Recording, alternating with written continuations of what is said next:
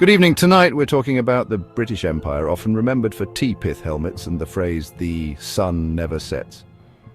But that endless daylight also meant there was always a corner of the world where darkness hid the empire's worst crimes. These weren't isolated blunders. They were features of a system built on domination, racism, and exploitation. The British Empire wasn't just about cricket and democracy.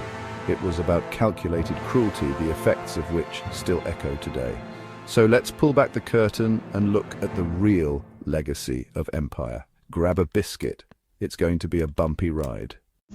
Bengal, 1943.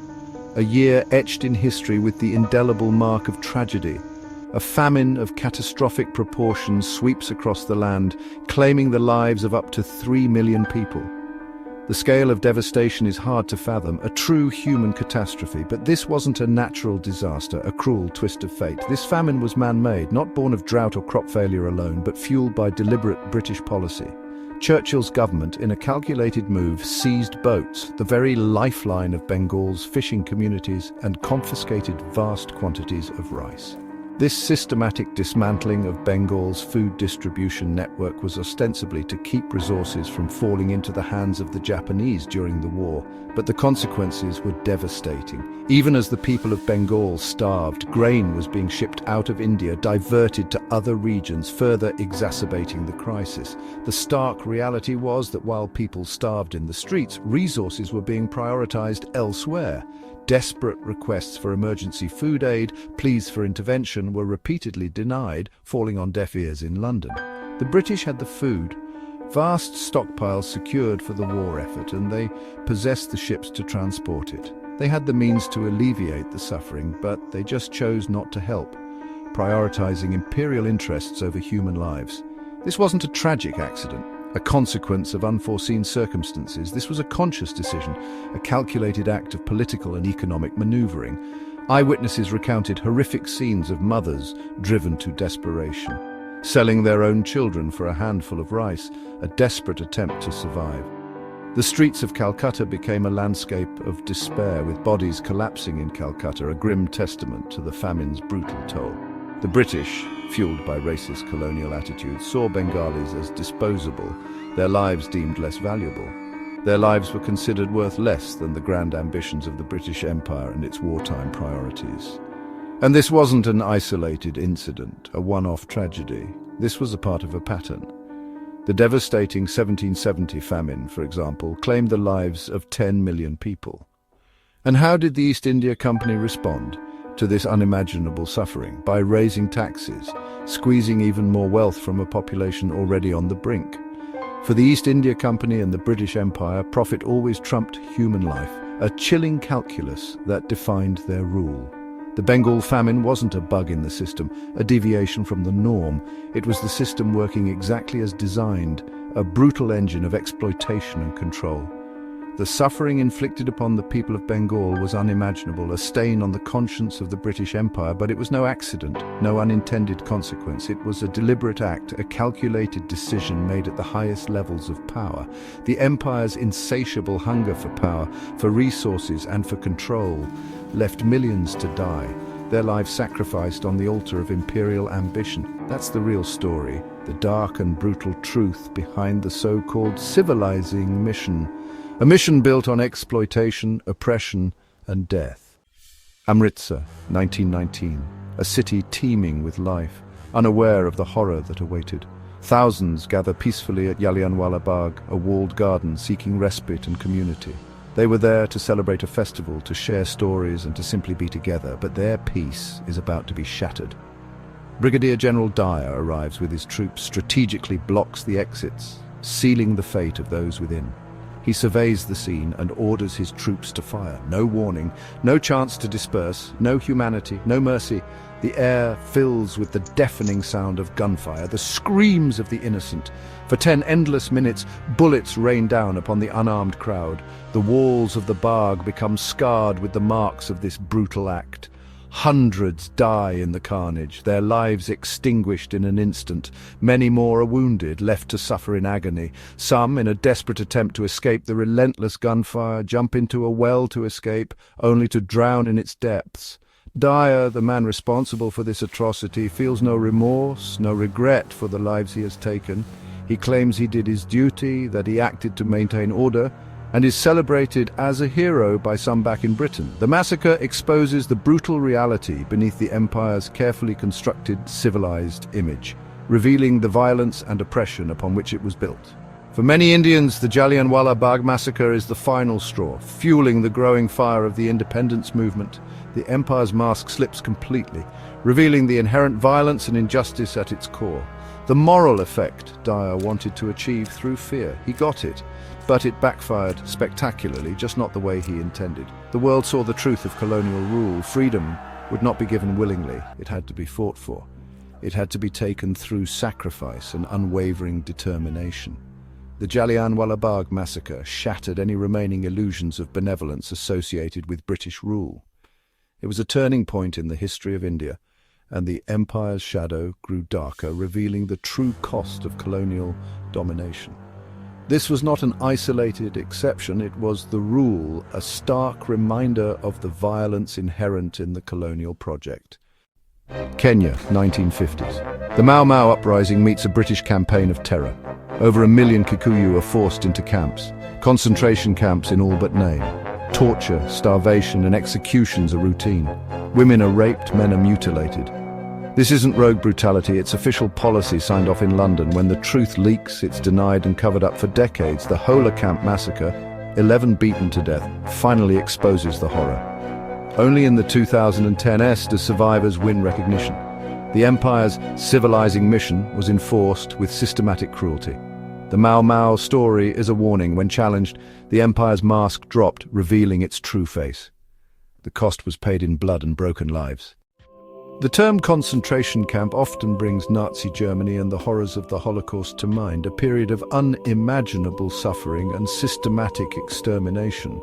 However, the concept and implementation of concentration camps predates the Nazis, with the British pioneering this brutal tactic during the Boer War in South Africa. Facing fierce guerrilla resistance from the Boer commandos who were determined to defend their land and independence, the British Army implemented a scorched earth policy, burning farms and destroying infrastructure to deprive the Boer fighters of supplies and support. As part of this strategy, they forcibly removed civilians, mostly women, children, and the elderly, from their homes, and herded them into what they called concentration camps. These camps were severely overcrowded, lacking basic necessities and proper sanitation.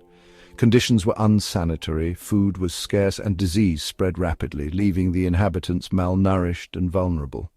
As a result of these appalling conditions, thousands died, with children accounting for a significant portion of the casualties. Tragically, black Africans, who were also caught up in the conflict, were held in separate camps under even more deplorable conditions, facing even greater neglect and hardship. Their suffering and the extent of their losses have been largely erased from mainstream historical narratives, a stark reminder of the selective nature of historical memory. Amidst the silence and denial, Emily Hobhouse, a courageous British activist, emerged as a powerful voice of conscience. She travelled to South Africa and meticulously documented the horrific conditions in the camps, exposing the truth to the world. However, her efforts were met with hostility and resistance from many in Britain, who were unwilling to confront the dark side of their empire. The death toll official records indicate over 28,000 Boers perished in these camps, and tragically, at least 20,000 black Africans also lost their lives, their suffering often overlooked in historical accounts. The creation of these camps was not an accidental byproduct of war. They were a deliberate and calculated tactic of war designed to break the Boer resistance. In doing so, the civilized British Empire created its own man-made hells, leaving a stain on its legacy. The targeting of civilians as a means of warfare wasn't a modern invention. It has a long and disturbing history. In this case, it was a direct result of imperial policy, driven by a desire to maintain control and suppress dissent. The legacy of these camps continues to cast a long shadow, reminding us of the world's darkest chapters and the importance of remembering the victims of injustice. Australia 1788, the British declare the land empty, ignoring its Aboriginal inhabitants. What follows is a century and a half of frontier war, massacres, dispossession, and extermination. Entire tribes are wiped out, violence is routine and rarely punished. Disease and starvation finish what bullets start. The stolen generations, children taken to erase Aboriginal identity, continue the destruction. The population collapses from 1 million to 60,000. Some debate the word genocide, but the systematic destruction is undeniable. The British called it progress. For Aboriginal people, it was catastrophe. The scars remain, and the story is far from over. This was not settlement, it was a slow, grinding genocide. The potato famine in Ireland wasn't just about blight, it was about British policy. While millions starved, Ireland exported food to England. Landlords profited, the poor died. The British government refused to intervene, blaming the victims and letting the market decide. Relief was inadequate and public works projects worked people to death. Charles Trevelyan, in charge of relief, called the famine a remedy. Over 1 million died, another 1 million fled forever, changing Ireland. This was not a natural disaster, it was engineered starvation. The empire's indifference was lethal. The famine's legacy is trauma, loss, and a deep wound that never healed. The story isn't about potatoes, it's about power and neglect. The empire's shadow still falls on Ireland. The Opium Wars, Britain's most shameless imperial crime. To fix a trade deficit, Britain floods China with opium grown in India, creating millions of addicts. When China tries to stop the trade, Britain declares war twice. China is crushed, forced to pay reparations, open ports, and hand over Hong Kong. The opium trade continues, now protected by treaty. The wars devastate China, fueling a century of humiliation. This was gunboat diplomacy at its most cynical, war for profit, not principle. The British Empire became the world's biggest drug dealer. The consequences still shape China's history and its view of the West. The Opium Wars were imperialism at its ugliest. 1947. Britain leaves India, but not before drawing a border, partition. A British lawyer, Radcliffe, with no knowledge of India, has 5 weeks to divide 400 million people. The result, chaos. Millions wake up on the wrong side of a new border. Violence erupts, neighbors turn on each other, trains of refugees become rolling tombs, women are abducted and brutalized, entire communities are uprooted. The British rush the process, then walk away. Up to 2 million die, 15 million are displaced. Partition's legacy is bitterness, trauma and conflict that endures. The empire's final act in India was a catastrophe of arrogance and haste. The line they drew still burns today. The cost was paid by ordinary people, not the empire. Tasmania, 1803. The British arrive. Within 30 years, the indigenous Palawa people are nearly wiped out. Settlers hunt them, kidnap women and children, and seize their land for sheep. The Black War and the infamous Black Line attempt to round up survivors. Survivors are exiled to Flinders Island, where most die of disease and despair. By 1876, the British declare the Palawa extinct, a convenient lie. The real goal, erase them from history and justify the theft of their land. The Tasmanian genocide is a chilling example of colonial annihilation. The story is not over. Descendants survive, but the trauma remains. The empire's legacy is erasure and loss. This was not settlement, it was extermination. The British Empire's wealth was built on Caribbean sugar and the backs of enslaved Africans. Life on a sugar plantation was brutal, short, and violent. Enslaved people resisted, but rebellions were crushed with savage force. Public executions and terror kept the system running. Even abolition was cynical. Slave owners were compensated. The enslaved got nothing. Apprenticeship replaced slavery in name only. The wealth of Britain was built on stolen lives and suffering. The debt has never been repaid. The Caribbean's history is one of resistance and survival. The empire's sweet profits came at a bitter cost. The shadow of slavery still lingers. Famines, massacres, genocide. This is just the highlight reel of empire.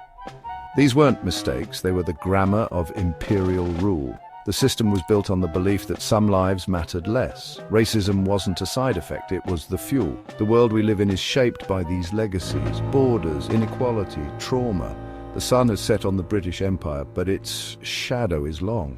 Understanding that shadow is the first step toward repair.